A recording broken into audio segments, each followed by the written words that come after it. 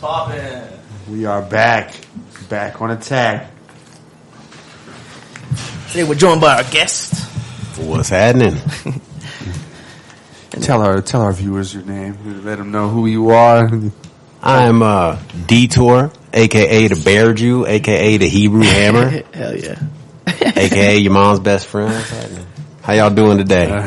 Good. How you doing, man? Not bad. I appreciate you having me on. Yeah, welcome, brother. Welcome. Hell yeah, I've been waiting for this. It's been a minute, man. You know, it's been a couple years since I seen you, right? I know you didn't change the whole game up since I seen you guys. I was fucking different hair and different lifestyle, even. You know, everything's changed a little bit, but you know that's life. Yes, sir. Yes, sir. If you ain't changing, you ain't growing. Then what are you doing, man? Yeah. Exactly. So stagnant. Yeah, my boy got the moonshine over here. Yeah, you know. Shout out to Tennessee, it's where all my family is. Hell yeah. You from Tennessee? My family is. I was born in South Carolina, but I lived out there for a while. Oh, yeah. Nice. How long did you live out in South Carolina then? I was in South Carolina probably about 5-6 years. Then spent most of my teen years in like Florida and Texas. Okay. And then I moved to Tennessee as an adult for about 4 years. Like I said, all my brothers, all them, they all from out there. So I actually miss it. I'm trying to move back out there. In Tennessee? Hell yeah. Yeah, that's what's up. That's my spot. The houses is cheap. Yeah. Food is cheap. The weather's nice. Good fishing, good hunting, you know. I fuck with it's it. by a coast, right? It's a few hours away, but yeah. There's just lots of water out there, like lakes, rivers, streams. Nice. That's all anybody do in the summer, go float the river and barbecue. Right. You do any fishing or anything? Not good at it, but, you know, you put me on a little tube out in the middle of the lake, you know, I'm going to get something in. A little walleyes or something. Yeah, right. Oh, yeah. I've caught a fish once when I was like 7. That's about it. Hey, shit, you doing better than some people. Since I've been older, I haven't been able to do it. So I'm like, that shit was a fluke. Yeah, it's hard. It's patience. I think that's the biggest thing. Like, if you out there fiddling with it too much, ain't nothing going to happen. But if you can just, like, get your hook set right, get the line in there, and just make yourself just sit back and relax. You know, every once in a while, and start moving, and shit, you got something. I think that's probably my problem. My ex-wife used to outfish the shit out of me, though. Yeah. I come back with like 2, she come back with like 7. Yeah, there's definitely an art to it. Oh my gosh. Nice. I think anything's an art if you're good enough at it. No doubt. Yeah. And I think no matter how much time, or the more time you put into something, the more artful it can be, I feel. Or you become artful at it. Yeah, absolutely. Start less focused on the technical aspects and more focused on the holistics of it. The essence. Exactly. Oh my goodness. Hey. They excited. Get the fuck out of here. Yeah, they're hyped up. She's right now. And I'm hyped up too. Yo, I'm trying to go. I'm trying to be on the podcast too. Hell yeah. Let's do a shot of moonshine right here. Yeah. Hold on. So let me on my jammer. You ready? Yeah, right. Is it really moonshine if you pay taxes on it, though? It doesn't have the same feel. Salud. Yeah, salud. Ooh.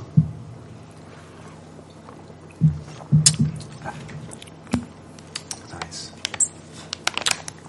That one's way better, huh? Compared to the other one. Little Kool-Aid jammer chaser. Oh, yeah. Tropical punch. It's like grown folks' business right there. Some of y'all know nothing about. So, you've done a lot of rap battles and stuff, huh? Yes, sir. Awesome. Yes, sir. That was my jam for quite a while. What came first? So, martial arts first? Oh, yeah. Martial arts started when I was 6. Rap battle started in my 20s. Dang. Yes, sir. So what led you to martial arts first? Let's start there.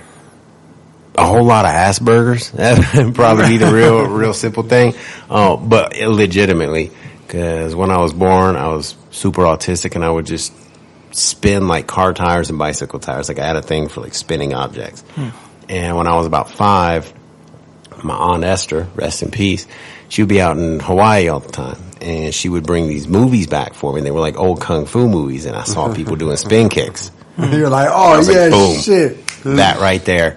And so I started in Shito-ryu karate when I was about 6 years old, fell in love with it, and went absolutely off the deep end with it for the better part of 30 years.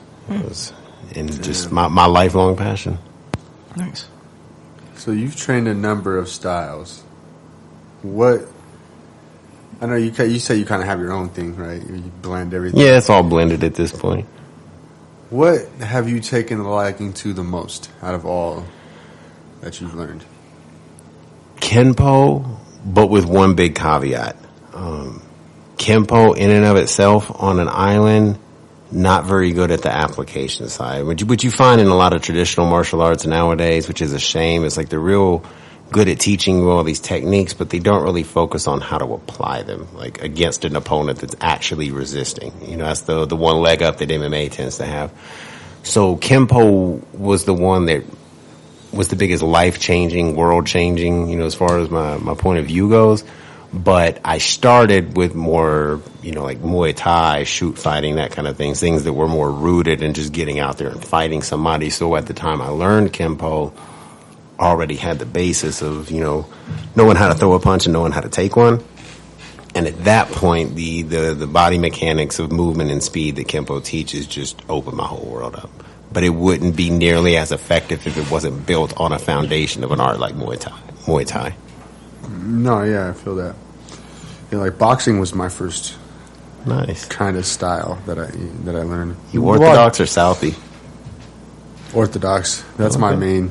But I train both sides. Nice. You know, I like to be able to switch, mix it up. Ain't nothing like a good switch hitter. I think switch hitting is one of the most underrated aspects or training styles of martial arts. I think people getting stuck in I gotta be strong side back or strong side forward. Like you lose half of what there is out there when you do that. Exactly. And so that was one of the things I was happy about in Muay Thai. It was, you know, strong side back, but when I got into more stuff like Kenpo, strong side forward, and now I'm kind of agnostic to it. It's to the point where I don't even really think about which foot is forward. It's just, you know, what is my angle to the other person and where does that put me in space, you know, and then I move across those stances accordingly. How long did you do boxing for? So I trained boxing at a couple of different places growing up, but all in all together, probably just a few months, like really. Who's your number one? Who's the GOAT? Who the GOAT? I gotta see where your head at. Who the GOAT? In boxing? In boxing, baby. I like Conor Benn. Okay. You know, Conor Benn or like Dimitri Bivol. Oh, you a Bivol fan? Okay. Yeah, so that's kind of. That's of all time, all the generations. Not all time. All time, I'd say. I'm a big Pacquiao fan. I'm about where people's hearts and characters are at. You know, like, yeah, it's cool if you could win. That's cool, but you know, you got to be able to be good and have, you know, a good character too. So one dude that was really good, but he was kind of he ended up being pretty fucked up, was Edward Valero. I don't know much about Valero. He was a beast, bro. He was undefeated fighter, but he ended up killing his wife. Oh man, yeah, 'cause he was crazy. I got heavy quick. Yeah, he was crazy, dude. He just wasn't all there. You know, he was. Yeah, CTE. I'm pretty sure. Probably. Yeah. You know. Okay. Me personally, my greatest of all time, Roy Jones Jr., baby. Nice. Like that man in his prime was like he was throwing punches at light heavyweight at the same speed most like flyweights throw them, and that was just crazy to me. And of course, when his speed fell off, his whole style fell apart because it was all predicated on having that speed. I was a big fan of him, big fan of Sugar Ray Leonard too. That was my big ones. You ever heard Jack Dempsey? Oh yeah. Yeah, he was pretty good. He was nice with it. Another one, I will say this for Pacquiao. You know, you was talking about martial arts, kind of what led us here. One of my favorite things about Pacquiao, people don't realize this, but so much of how he moved and punched comes straight from arts like Kenpo and Wing Chun. Mm-hmm. Like even that side punch where you're, instead of having your fist rolled over, you're punching laterally like that. He used to do that all the time to split the guard. Mm-hmm. And so much about the way he threw his punches is all rooted in stuff that goes beyond boxing. And I think a lot of people don't really see it because it's hard to like pick out those pinpoint details when people are going full speed, but you really sit back and study it. And he wasn't just a boxer; he was like a martial artist. No, yeah, I love that about Pacquiao. He had a real understanding of the arts for sure. Mm-hmm. Same with like Muhammad Ali too. He was really good. Oh yeah. Ali had that circle out jab, baby. Yeah. And I like with Pacquiao, because one of the things you'll see people talk about, and especially when it's like Southpaw versus Orthodox, is they always talking about the outside track, get your lead foot outside of theirs. But this is something he learned from Freddie Roach, is that having your lead foot inside can actually be the more defensively responsible position if you know how to do it and you got a good swivel jab. And that was one thing Manny was really good at. He had a good swivel jab, and he was good at stepping inside and then pivoting so he could land the left straight at the middle, which a lot of people are not as good at pivoting off that front foot. But once you learn how to do that, you find that stepping to the inside can actually be more effective. And that's one of the things I loved about Pacquiao, was he was one of the few southpaw fighters that really leaned on that heavily. Mm-hmm. Hell yeah. Fucking Pacquiao, man. Oh my God. He don't fight too much no more. No. What you think? What you think about your boy Vasily Lomachenko? Oh, he's tight. Yeah, he's cold, bro. I like him a lot. He's had a couple. I think it was that Devin Haney fight. Did he beat Haney or no? What you think? Bro, I saw he won. All right, even Haney himself said that Lomachenko won. I don't know what the heck the judges were looking at. Bro, my boy, he had way more volume. He was much more on point with his striking and everything. I was like, they can't. I feel like if Lomachenko would come in earlier, he could have been the GOAT to me. Because when it comes to like just the style of movement, my God. Like I was just talking about Pacquiao incorporating martial arts. This is one thing I hate. I'm going to go on a rant here real quick. I hope you don't mind. No, you're good. I hate when people say trapping doesn't work in the martial arts. Trapping is like the whole basis of everything I do is trapping. But people look at a movie like Ip Man and they totally misunderstand how it works and how it's supposed to work and how you're supposed to use it in a fight. And people will say, well, why don't you see it in boxing if it's effective? It's against the rules. Like trapping, hand and arm trapping is specifically against the rules. But if you look at old school dirty boxing before the rules of Queensberry, like the diagrams, they were still trapping was a huge part of it. And you're starting to see it come out in MMA now, where like, there was one with Usman, Kamaru Usman. He grabbed the dude's hand and then land the left. You know, just and they're kind of at a basic level where it's more just a lead hand strip than getting into like real intricate stuff. Yeah.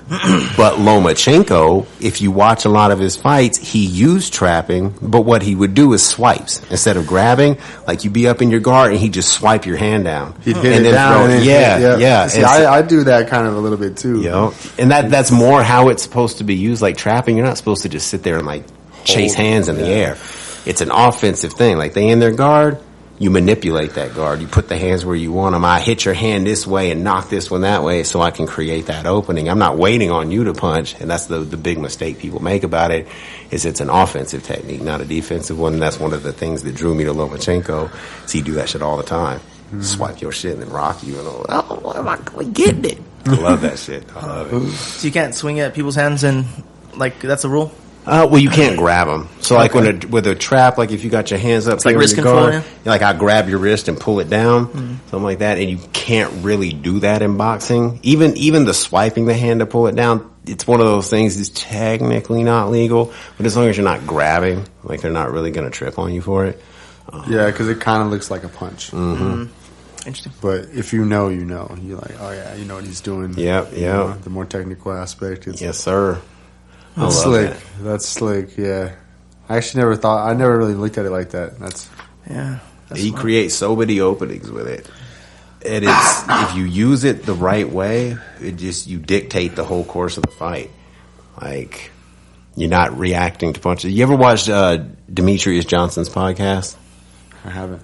He shout to Mighty Mouse. Yeah, he always talks about the void, that being that little area of super dangerous space between you and the opponent that you either got to stay on the outside of or you got to cross through to get up close. And it's that mid range where it's super dangerous. And he talks about always trying to get across the void and how huge of a problem that is in fighting, is either trying to stay outside of it or get past it to the inside. And the whole idea of trapping, like, that's how you get through the void. That's how you get through the guard. Press forward. But yeah, Loma does a fantastic job of it, and he does it in a way that, you know, more people have started to see it and recognize it. And now I look online all the time. So 3 years ago, it was Wing Chun as crap. And now every MMA channel I see on YouTube got at least a couple videos about how to hand trap now. Like, yeah, they coming around slowly but surely. Once you use it and you see how effective it is, then you start to understand it. Yep. Right. It's like that with anything, you know. You never know until you do it.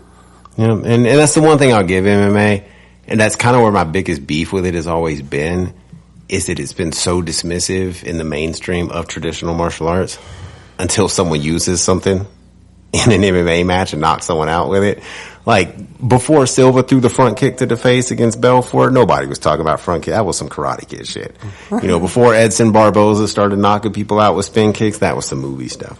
Even the oblique kick that John Jones throws, where you kind of like invert the heel and stomp on the knee, that's an old kung fu technique. We was doing that way back in the day, and people that I knew that trained MMA used to laugh at it and be like, bro, that shit would never work. And it's like, I'm trying to tell you, it does. But, you know, in the traditional schools, like we said, they don't always teach you how to do it against a resisting opponent.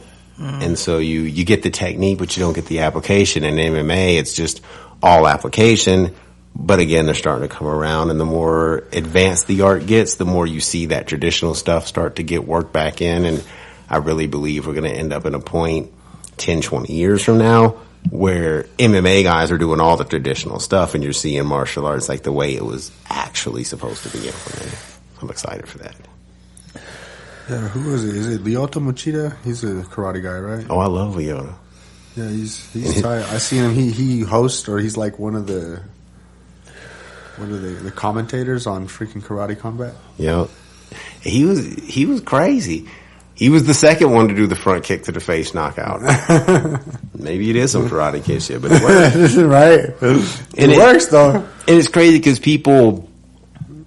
I've heard people say that when traditional martial artists go in the ring and they do stuff that works, it tends to just look more like basic boxing and kickboxing. But I feel like there's a lot of nuance that gets lost in that. Like, if you look at Machida's whole base method of attack, it was karate blitzes.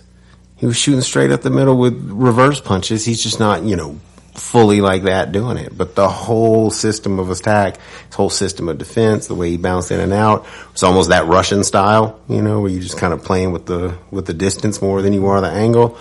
Like, all that stuff was straight out of karate. But, you know, it's happening so fast that just people see punches and like, oh, it's boxing. I'm like, no. Lyoto was out there doing Karate Kid shit. No, yeah. And I fuck with him heavy. I was a big fan of Machida.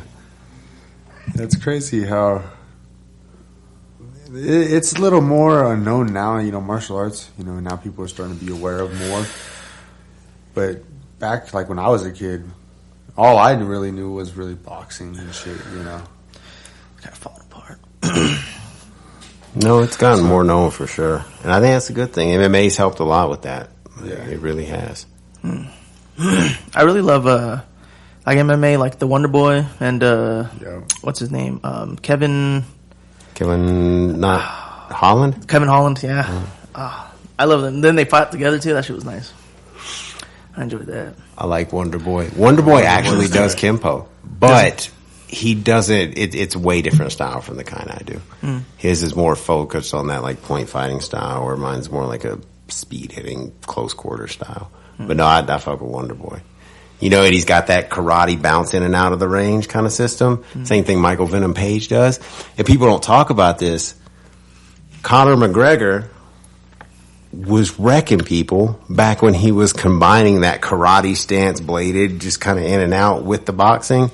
And when he started to lose fights was when he got with a new coach and started trying to use boxing footwork instead of karate footwork. Once he abandoned that karate base, shit didn't go as well.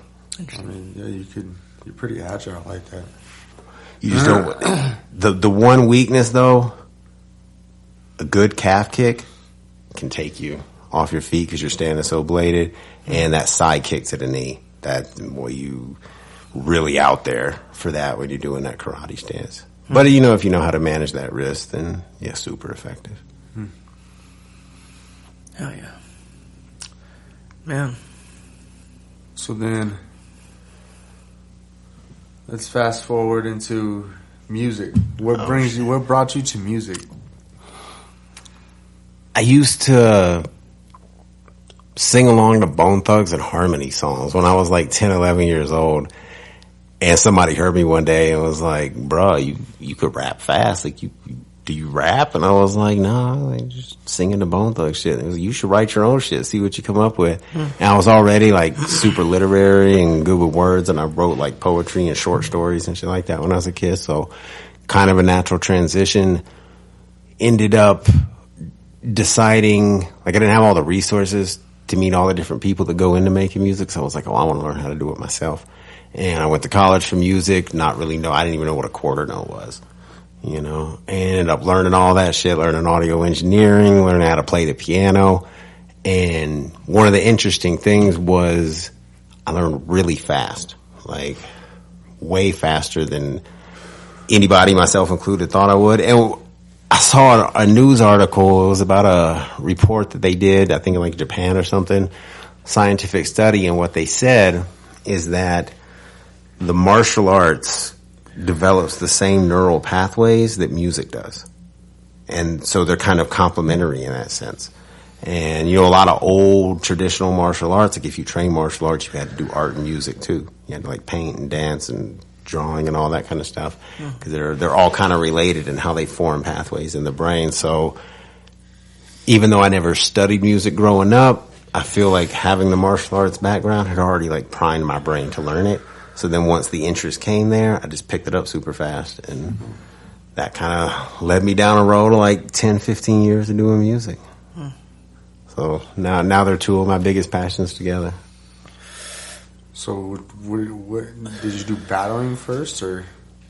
No, I started with music. Just making music? Yeah, started with music. A lot of it was just like writing verses, like not even really writing songs, just like writing cool verses, you know, cipher type stuff.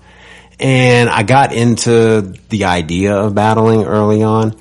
Actually, my first ever battle was a freestyle battle, and I won the first round and then got damn near booed off stage the second because I fucking choked like a motherfucker. I was like, I just do this music shit for a while.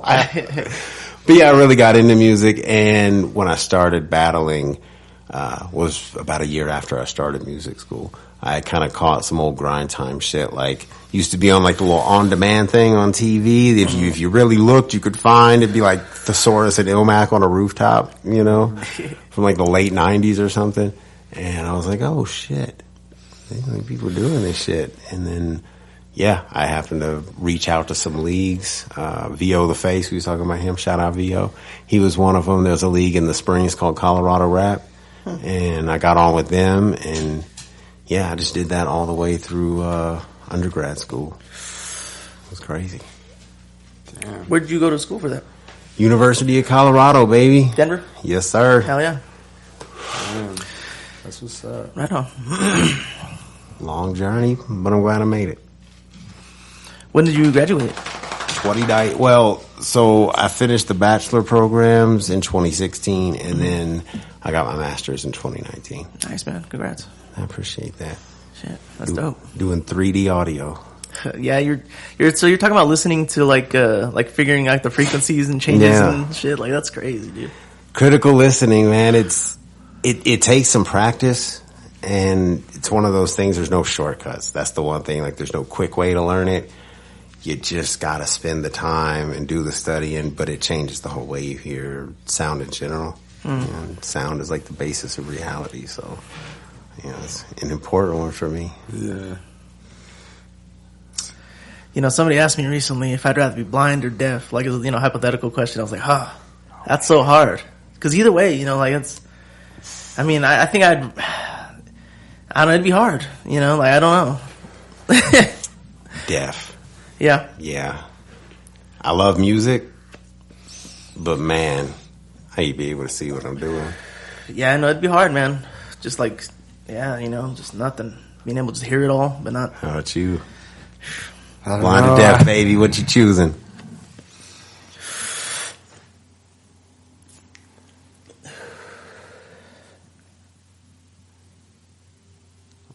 think I would rather be blind. Oh shit. Oh shit. Okay. I use my ears a lot. It's like I love my ears. No, that's real. That's real. It's valid, yeah. I love my eyes too, but my eyes have never been the greatest. That's why I wear glasses. That's why I want to hold on to mine, because they already barely holding on. But I can still see.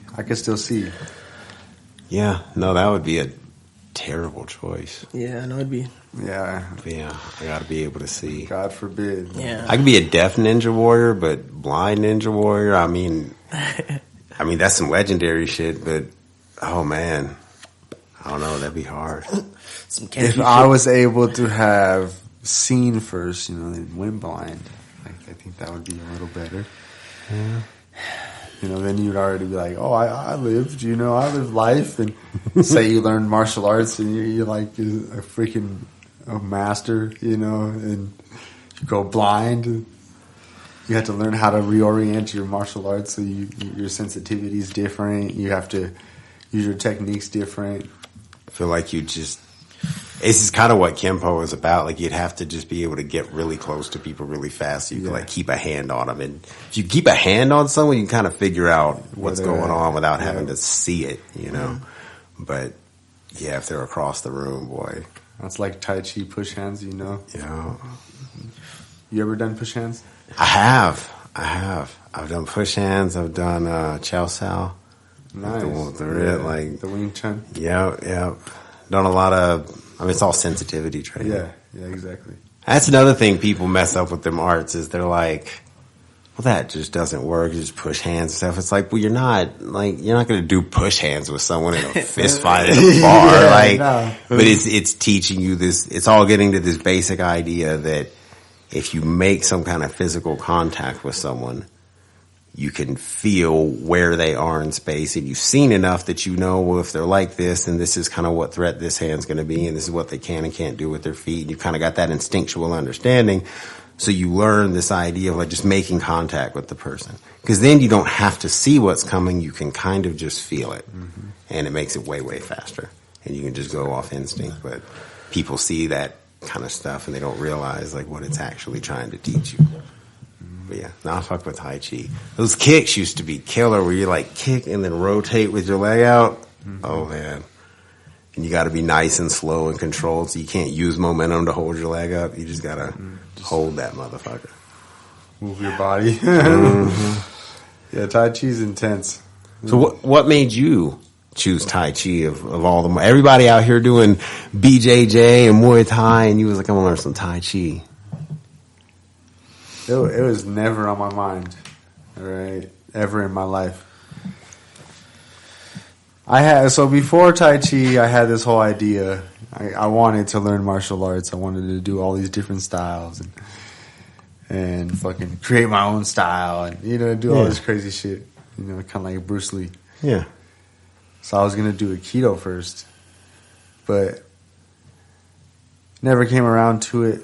And then I met Master Clark at the fucking grocery store. Nice. And I met him twice. The first time he told me about his school, and he's like, "Oh, we're at the top of the hill, and I can never find it." The first time I tried to find that building, it took me like 3-4 tries. I drove back and forth right past it the whole night. Yeah, I could never find it for like a whole year. I swear to God, bro. Dude, that shit is like hidden. And it's like right there on the side of the road, but it is impossible to find. Yeah, you wouldn't think nothing about it. Yeah. Just pass by. I was like, yeah, shout out to Professor Clark's school. I couldn't find it either, bro. It ain't just you. Yeah, that shit is out the way. Like right off Federal, but out the way somehow. Yeah, you need the address. Mm-hmm. He was a good guy. I only met him a couple times, but he was always really kind, always really good to talk to. I think there was one day when I had first started there, he and I talked for a few minutes about just like what my martial arts history was, what he taught, and he's a pretty good guy. I liked him. How long you been with the school now? like 3.5 years. So hell yeah. It's been a fun journey. I'm glad to see you stuck with it, man. Yeah, we just got back from Texas last week. How was that? That was cool. It was nice. What part of Texas? Houston. Oh shit. How did the tournament go? Yeah, we did really well. I got a couple gold medals. Oh shit. And then Nice. a couple silvers. Congratulations. I did push hands. I got gold in push hands. Nice. Oh snap. It was pretty. You got that sensitivity training down. Yeah, it was pretty nice. And then I did some sparring too. Nice. So I got gold. Oh snap. So yeah. Golden push hands and sparring. Yep. And then my sword. Nice. And then my forms, I lost. I lost 2. Forms, especially with Tai Chi, is very hard to do Yes. against women. Yeah. I could see that. Yeah, it's very hard. They were... There's a certain like grace in the movement that they have. It's different for being like a guy. It's very hard to really get yourself to move like that as a guy. Yeah. I always it hated takes some forms. time. Yeah, I usually do pretty well. That was the first time I got silver in forms. Well, I mean, silver still. Yeah, like it's you decent. could have not even gotten a medal.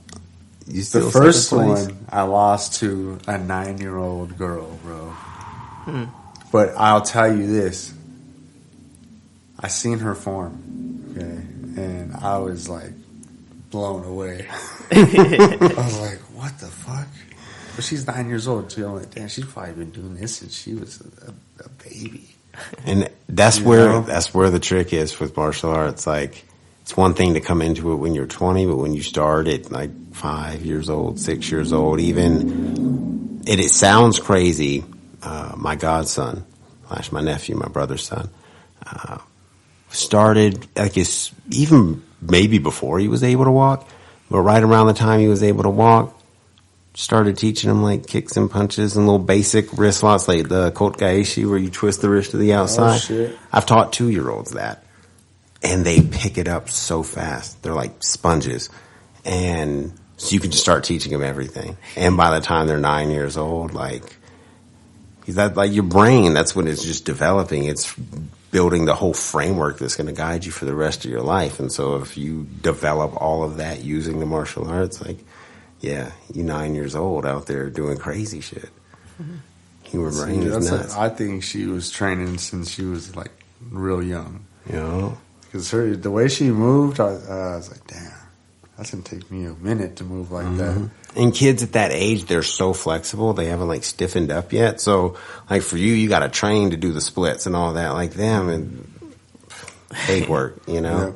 And if you don't ever lose it from when you're young, you just maintain it from the time you're 2 years old because you're always doing these crazy kicks and stuff. Then you like stretching and getting stiff is never really your problem. You're always flexible. You don't have to learn how to do a split. You've been doing them since before you can remember.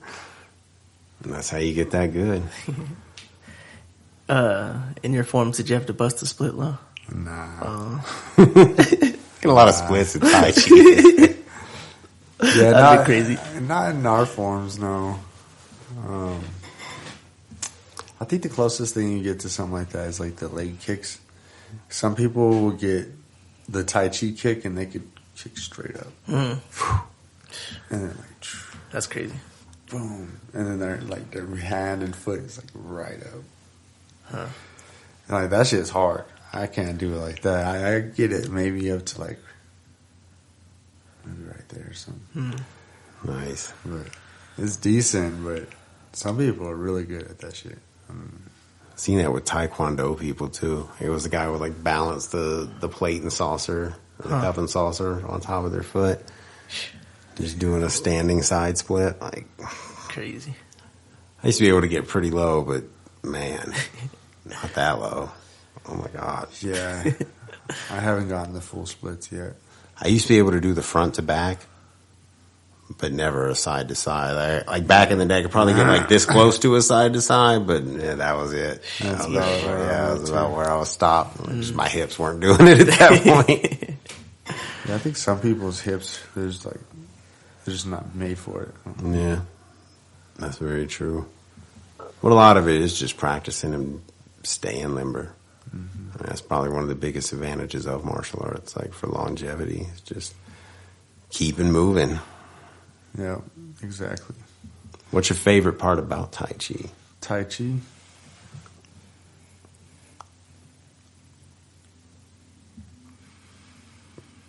I'd say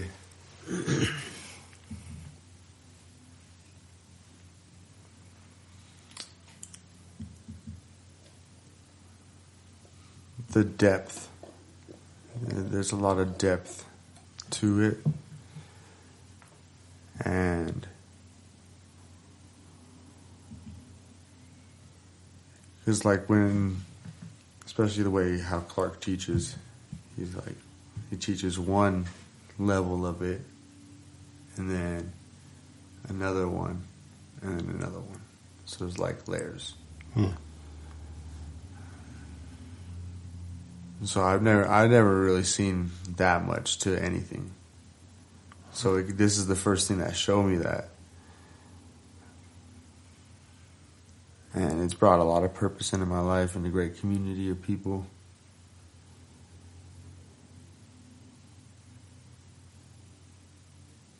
I think it just, I guess overall it's just everything that it's brought into my life, you know. That's the best part. Oh, yeah. Everything. You know, people like you know. Like, well, thank you. I appreciate you. You know, I got into Tai Chi and I met a lot of like really cool people, made a lot of great connections, have a lot of great experiences. This is the stuff that I've always wanted to do. But my family and like we can never afford it. You have to pay. You have to pay for this shit. You know, nothing's free. So I was like, damn. I always wanted to do it, but never could get into it. But I always told myself, when I get older, I'm gonna do it for myself. Nice. Pay for myself, and then bam. I actually went to a couple different places for like I did jiu-jitsu a little bit before, and Muay Thai. At different gyms, you know, but it just wasn't like, I don't know, just wasn't the place. You know, so I don't know, Tai Chi brought something different. Nice. You know, like a different approach to everything. Life in general. Yeah, life. Open up your world. Yeah. Martial arts has a way of doing that. Mm-hmm. I got lucky. We were really poor growing up, and I can't even say it was on me as a kid, but I think it was just, you know, I believe in a higher power. You know, I just felt like God blessed me in this sense, but as broke as we were, I managed to find a couple of people who had extensive martial arts experience, and they just kind of saw the passion I had and were willing to teach me. You know, and these were guys who had studied more than one martial art. So, like the guy that taught me Hapkido and Aikido and Capoeira, it was the same guy. You know, we also did like Western style kickboxing, not quite Dutch, but, you know, more American, like Benny Urquidez, Bill Superfoot Wallace kind of stuff. And also taught me Taekwondo, and then I had another teacher who taught me like Japanese Jiu-Jitsu and Muay Thai and Judo, and the Judo was always kind of mixed with the Jiu-Jitsu, like they were, I was taught Judo as kind of a subset of Jiu-Jitsu moves. This is where you basically stripped out all the stuff that was like standing joint locks and strikes and anything that moves that Jigoro Kano thought relied on strength instead of technique. You just kind of stripped all that out of Jiu-Jitsu, and that's how you basically got Judo, the Kodokan. It's like 48 throws of the, what's it called? 48 throws of the Goki no Waza. And so yeah, it was only about 3 or 4 teachers I had, but they all had extensive experience, and they were willing to teach me without charging me for it. And so I would have never got to pursue that as a kid were it not for being blessed like that. So I consider myself very lucky because, like you said, it costs money to go in those schools and learn all that. But, you know, I was blessed in that regard. And yeah, definitely I give so much credit to martial arts, like the way I see everything, the way I see the world, like the way I see life, the way I solve problems, like all of it. I can trace it all back to things I learned about myself and life doing martial arts shit, man. I noticed you said Jeet Kune Do too, that you wanted to be like Bruce Lee. Did you ever read the books, Tao Jeet Kune Do? I did not. Highly recommend them. I never studied Jeet Kune Do, but when I was learning all of these martial arts, it's like I could do them independently, but how do you blend them all together to be something seamless? Because that's the only way I felt like it would really work and come together. And I read the Tao Jeet Kune Do series, and even though I've never studied Jeet Kune Do, the whole concept and philosophy behind how I blended everything together to make this weird amalgamation I do now, it's all based on Jeet Kune Do. It's all based on Bruce Lee's teachings. Man was a genius. Jeet Kune Do was like the first modern mixed martial art. You know, he had a couple others after that, like shoot fighting and Vale Tudo, but Kwajagimba. But Jeet Kune Do was like the first one. It was the pioneer of it. He was studying like,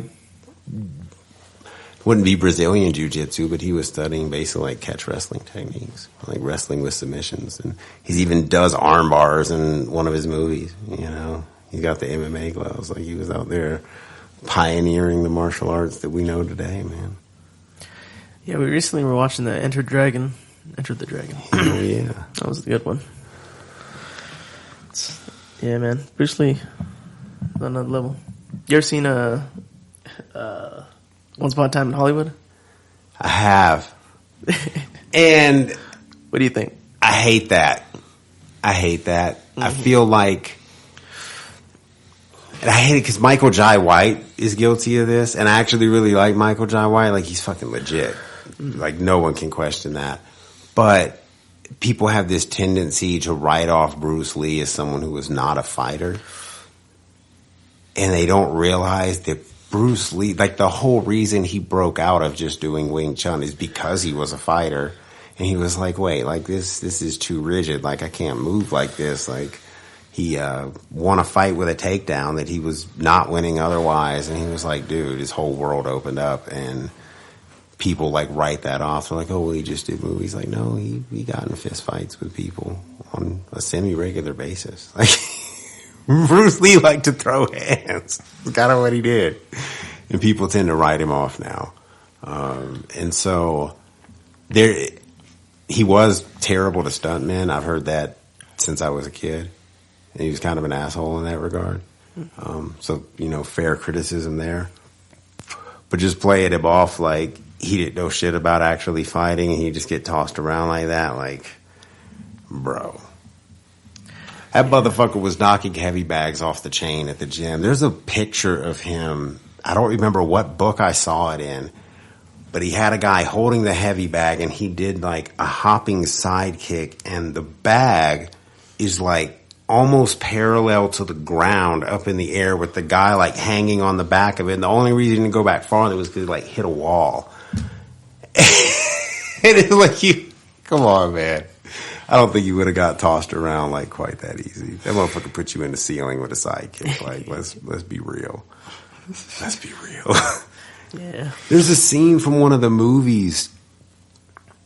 I don't know if it was Enter the Dragon, maybe Return of the Dragon, where he's like in a restaurant and he sidekicks this guy and just like folds him in half and sends him across the room.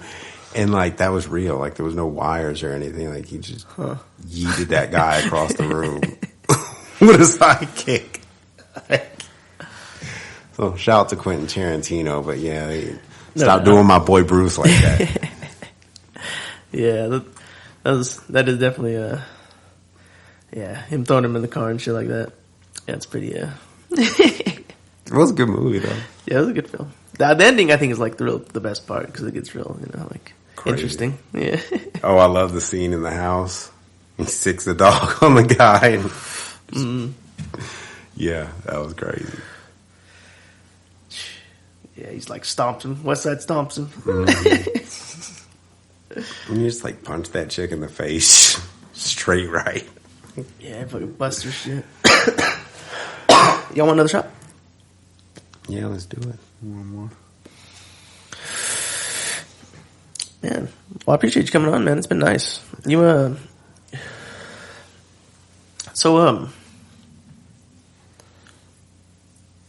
rapping. Rap battles? Have we talked about that yet? I mean, like, actually, sorry, so you've done... Touched on it. Yeah, I think lightly, right? Yeah. So what kind of rap battles have you done? I did the freestyle one where I got booed off stage. And then I did, I want to say close to 30, more like modern format, where it's pre-written stuff. You kind of know your opponent ahead of time and get to prepare. Did a couple leagues out here, body bag battles, and Colorado Rap was out at No Coast. Did a URL battle that did not get released for the Proving Grounds.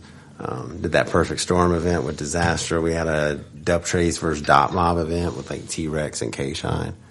Came out, and so yeah, just kind of a whole bunch of modern written battle format stuff. What kind of, I guess, what kind of style you think you would say you are, like rap battling? Because you said you don't like to battle people you actually don't like, right? Yeah, that's kind of my way of keeping it out of the realm of being something we could fight about. Mm-hmm.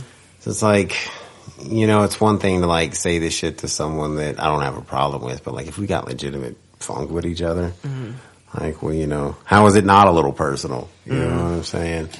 And so yeah, my battle style is like mean spirited, probably fairly witty. I'm really good with like rhyme scheme, flow, and cadence kind of stuff.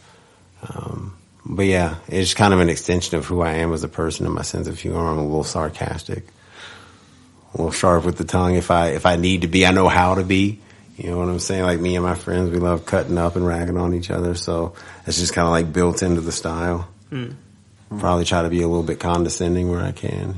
Anything that can just add that little bit of insult to injury. Hell yeah. That's funny. So you gotta watch the Diz battle, man. Gotta watch the Diz that battle. Yeah, I'm checking it out. Had a good one with PG too, Poetic Genius. Had the A-War battle. I said I got the T-Rex battle, the Disaster battle. Had a battle with a guy named Sid Vicious. It was pretty dope. Way back in the day. Race Dizzy. Yeah, so there's a few names on the list. Just a few people. There's a few of them. Hell yeah, man. Shit. Been around the block a couple times. Yeah, just a few. I'm an old man, you know, and had a lot of life to live. If you don't mind me asking, how old are you now? 41. Damn, no way. Yes, sir. Never would have thought. I appreciate that. Yeah, looking good for 41. I appreciate that. No, I try to take care of myself. Yeah. That's what it's about, right? Only got one temple. Yeah, for real. Again, I give all the credit in the world to the martial arts. I had a spine surgery, and I was almost paralyzed. And the doctors told me, couldn't understand how I was still able to walk, much less work full time, which I was doing. And started talking, and it was probably the martial arts that I had just developed such a good, like, mind muscle, you know, autokinetic awareness from all the time I spent in the martial arts, proprioception, I think they call it, that I was just that well trained that even though I was almost paralyzed, I could still get up and do shit and walk and work and all that shit. And that all came from the martial arts. Wow. Damn. Saved my life. Not in a way I ever thought it would, but in a totally unique way. So. You still feel that shit? In your spine? Not so much. Still get occasional symptoms every once in a while, but that procedure they did was miraculous. You know, and the recovery I had, all thanks to God, all thanks to that doctor. Like, even the doctor was like, dude, I did not expect this. But I bounced back. I was all the way down to like 130-something pounds. Yeah. Like 175 now. So like 40 pounds down. That's crazy. Yeah. Starting to lose the ability to walk. Like, I would get this shit called drop foot, where you'd be walking and your foot just like drag. because your brain just disconnect from it from like a quick second. Yeah. What? At first, I thought I was just like walking lazy. I was like, "Oh, pick your feet up, Josh," and then like it became a thing. It was starting to happen more often, and I got to where I could kind of like be consciously aware of what it felt like when the two disconnected. Like I would just like stop sensing where it was in space for like a brief moment, and then it would drag. And I was like, "Oh shit." That's crazy. But gave me the surgery, relieved the compression. Now I'm training, I'm in the gym, I'm swimming, I'm lifting weights, and nice. Got my life back. Damn. It's good, man. That shit's wild. How long was that thing for? I kind of like was dealing with it a little bit, like nervous system condition for a few years, maybe like 2015 to 2018, and then I was in 2 car wrecks. And when I got in the car wrecks, it's when it like accelerated. And then it was about a year before I was able to get the surgery. And I got the surgery at the end of 2019. So about 5.5 years. Glad you're better, man. I appreciate that. She gave me my life back. Now I would have never imagined how good things would have turned out. But life is like that sometimes. Hit your lowest point and it shoots you up to your highest. Hell yeah. Yeah, it's a journey, man. How about you? What you got going on? You talking martial arts and Tai Chi and battle rap? Sheesh. Just living the dream, man. Nice. Just trying to... That's been working, and stuff, and just trying to get things in order. Because I'd been, past couple years, and it's been like a real workaholic. And just trying to get like, more hanging out with friends and stuff, and doing more stuff, and it's being more present, and trying to get more healthy and work out more and stuff like that. But, yeah, because I was working overnights for a while, and then last year I was doing 2 jobs, and now it's got the 1 job. So I'm just trying to, live life and get things right, and think about planning a family and stuff and things like that. Nice. Congratulations. I hope that works out well for you. Thank you, me too. Get a couple little mini yous to running around the house. Yeah, it's getting older, not getting any younger. So, Amen. How old are you, if I might ask? Gonna be 28 this year. I'm 27. It's a good age to be. I'm curious. The blue mics, the whole setup, you've got some sound experience, obviously, I feel like. Curious what that looks like. I mean, we've made music and stuff in the past. And, I've messed around with the audio and stuff for the podcast and all that. And so I have that understanding. He does the mixing and all that. I just, record it and all that. And I try to get into it. I do the mixing and stuff for the videos and stuff. But, like the editing. But, yeah, no, otherwise it's mainly been, like, video. I did a lot of, like, of top photography in high school and stuff for, like, basketball games, things like that. And that really kind of got me into that. And, because I've always enjoyed film, movies and stuff. So I've kind of, I did acting and stuff, too. So I'd like to be an actor, or, like... I love film in general, so I think all that is really cool and recording, and I think it's kind of like the natural transition. I would like to have like a production, like, studio or something like that eventually. That'd be pretty awesome. What would you call it? I mean, we've already got like Deep Sector Entertainment going, so I think that'd be the natural progression. Hell yeah. So he does more of the video stuff. You do the mixing and mastering on everything? The audio. Nice. Decent. How'd you get into audio? Well, I just kind of fell into it. It's a good way to get in. So I took some classes when I was in high school, some music classes and stuff. Like they had a program at Colorado's Finest. My school was right next to Colorado's Finest. Okay. There's a little online school called Inglewood Student Support Center. I was there got expelled from high school, so I was at the little alternative. But I took that music class, and then I was also at the Youth on Record over off of 10th and Osage. Never heard of it. I know where that is, but I've never heard of it. Yeah, there's like I don't know if it's there anymore, but they used to have like a little program. They teach you a little bit, like teach you how to make beats and how to work studio programs and shit like that. Nice.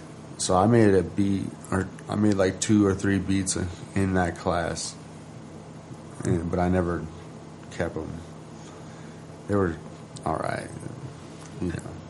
Hey, that's some of the funnest beats you'll ever make, though. I know. It was cool, you know. It taught me a lot. It taught me a lot, for sure. And then I used to record music on my phone, and it was all right on my phone, you know. Like I felt like I did it all right.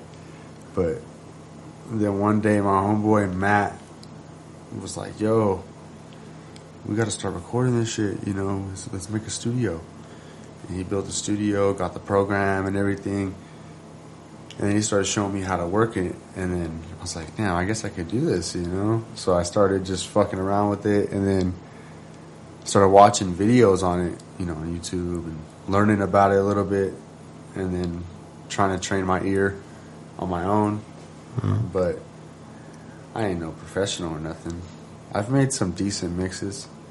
I have a couple songs that I feel like I was like, I think I did a good job on that one. But then, you know, a lot of them are work in progress. It's always like that. Like 17 copies of the original that each have something changed on them. Mm-hmm. Start running out of file names. Well, it's an art, man. It's not a science. You know, there's cool scientific stuff you can learn, but at the end of the day, the most important monitoring tool you have is your ears. So, you know, don't sell yourself short for not being a professional. There's a lot of professionals out there that they're only professional because they make good music. They ain't never gone to school or nothing. They're just out here making good music. They know what their ears like. And you can get lost in all the technical stuff all day long, but at the end of the day, it boils down like, what does it sound like? If you got that down, then you good.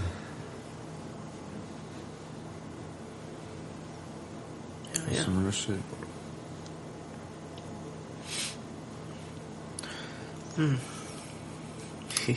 Yeah, I gotta work on it. I'm always working on some stuff. Have you been working on like any music lately, or? I've not had the time to do any music lately, and it makes me sad. Do you have any projects that are released or anything like that? Or? I do, but I did this thing where I tried to release my own app because I'd switched from doing stereo music to the 3D audio, and so I tried to do this thing where I release it on my own app. Didn't take off very well. Not every business idea does, and you know, there's so many music apps already. I don't think people wanted to download another one, which right. I don't even want to download another one, so I get it for sure. But I've got all the music there on the DX Sound Labs app, DX5 Sound Labs app. It is on the Google Play Store and the Apple Play Store, iTunes Store. But here soon I'm going to be re-releasing it all, like through standard distributing platforms. The music is such that it can be played on any stereo system, any headphones, through any distribution platform. I just haven't released it on them because I was trying to push it through the app. So it is out there if you want to download it, but I really need to go out there and just do the re-release here soon. So what is you said 3D audio? Yes, sir. What is that in particular? Immersive audio. There's a couple formats for it. Like you can do ambisonics, like Dolby Atmos is a version of ambisonics. You can also do binaural, where it plays on speakers or headphones, like just regular stereo speakers or headphones.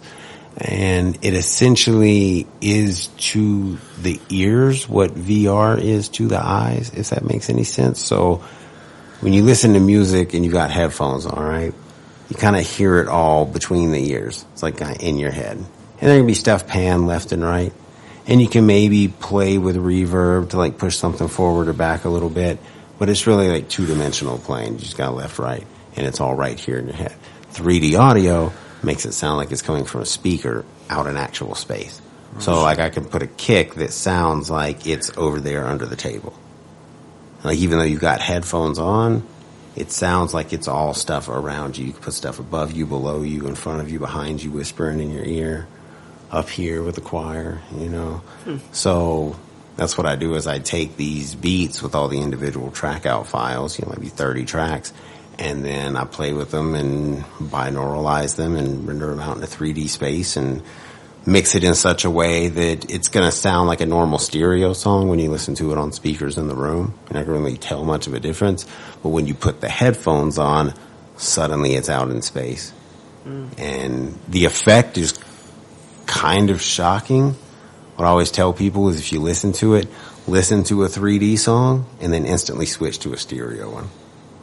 Because it sounds so natural, you almost don't realize what you're hearing at first until you're like listening in 3D and then you switch to something stereo and instead of everything here, suddenly right here, it's like, what the hell?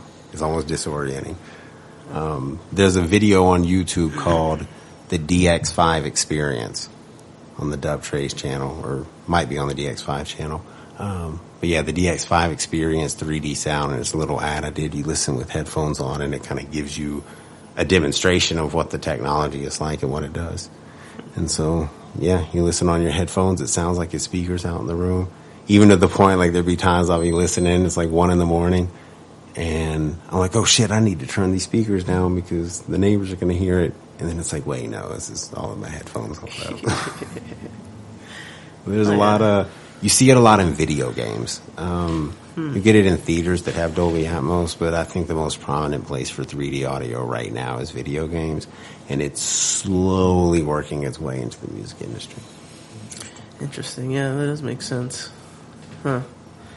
I wonder, because like the difference between like maybe like a 4K like Blu-ray and like a DVD, you know what I mean? Yeah. I wonder if it has like the same effect like audio wise, you know what I mean? Like the difference, like the just seeing the progression, you know? Yeah. Because but no, I play a lot of games, so I wonder You ever seen anything that says like binaural or anything like that where you listen on headphones and like if there's gunfire you hear it off in the distance, not just here in your head? Yeah. It's that same basic technology. Yeah, that's sick. And when I was in grad school for audio engineering, I was just like, I just had this question. I was like, I could pan stuff left and right. Why can't I do it like up and down? And that just led me on this rabbit hole of 3D audio. Sick. So then, like, do you just record that on regular mics, or is that just the program and stuff? Yeah, you record. There are ways to record it, like ambisonics, where you're going to have mics recording, like 5, 6, 7 different channels, and you're just trying to recreate the specific sound environment, like duplicate it into your DAW, essentially, and not really change it. You can do that, and then you can take that and you can turn it into a binaural track. But what I find is way easier and sounds way better is to just record everything like normal. You mix it to sound good, and then you translate it into 3D space. You kind of have to remix it a little when you transfer it into 3D space because there's the way you detect location with sound has to do with the reverb and stuff in the room. And so the way you 3D oralize a track is to add these specific forms of reverb that make it sound like it's out there. It gives you the same exact reverb, head transfer function that you would get from an object that was out in space. It has all those mapped out. And there's different kinds of reverb you can apply to create different room sounds, just like you would have in a regular, reverb control thing. So it's essentially like a reverb plugin. But it's not designed to make everything sound reverby. Like, you're not going to have that, like, almost echo to it or that drag out. It's still crisp. But, yeah, it just applies the room delay function to make it sound like it's out in physical space. Does it take, like, a special DAW or something? Or? No. You could do it in Logic, Pro Tools, Cubase, anything that allows you to have, basic plugins. like you're good with. There's a few different brands out there that do it, and some of them have different interfaces and different, sounds for the different rooms you can put stuff in. Which again is a lot like a regular reverb suite. But you just got to find the plug-in you most want to use. If you wanted to record ambisonics where you're doing 5-7 tracks per sound and all that, and routing it through an ambisonic playback function, then yeah, there's only certain DAWs that can do that. But the easy way of just recording it like this and then up mixing it to 3D basically, yeah, nothing special needed. Wow, that's awesome.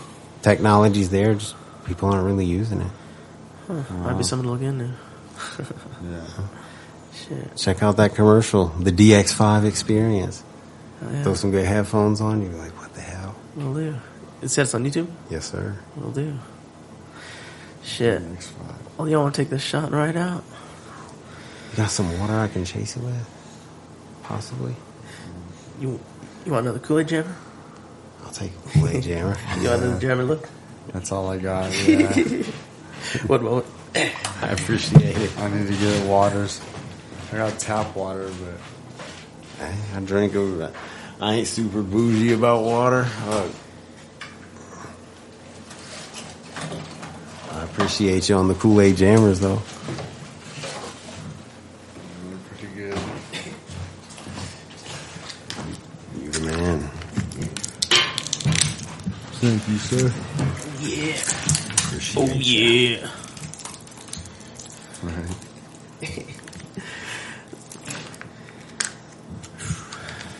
Woo. Yeah, man. Thanks for all your knowledge.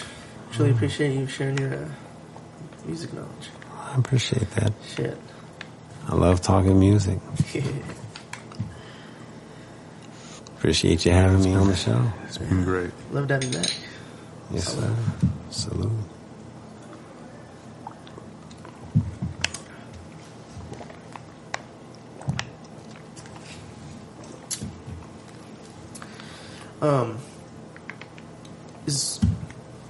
So you were saying they can find your music on that app, but can they find it anywhere else or just on YouTube, your videos and stuff, right? Not right now. It's only on the app, but I do have some stereo stuff that's out, just regular stereo stuff. Mm-hmm.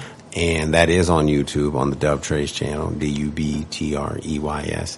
There's a series called Behind the Bars, where we essentially did I want to say 6 songs maybe. Did a little spiel where me and the homie were in the studio talking about how the song was put together, kind of quick little quippy story about what happened, something funny about the backstory. And then we would go in the studio and shoot a video. We were basically performing the song live.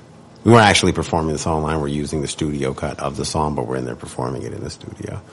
So we get to see it got crazy lighting, blue and purple, shit like that. And, so yeah, they're little, 7-minute videos, a couple minutes talking about the song, and then we do it. You can find those on YouTube, Behind the Bars, on the Dub Trace channel. But yeah, I do need to release that music on Spotify, Tidal, Apple, all that kind of stuff. I just have been lazy about it, and I've been so focused on work because the hours I work, it's been hard to focus on the music the same way. It'd be like that. Well, thank you again, man. Yes, sir. Love to have you back. I appreciate it. Y'all have a good afternoon. Thanks for having me. Yeah. Until next time. Yeah, thank y'all for watching. Like, share, subscribe. Tell your friends. Yes, sir. Peace and love.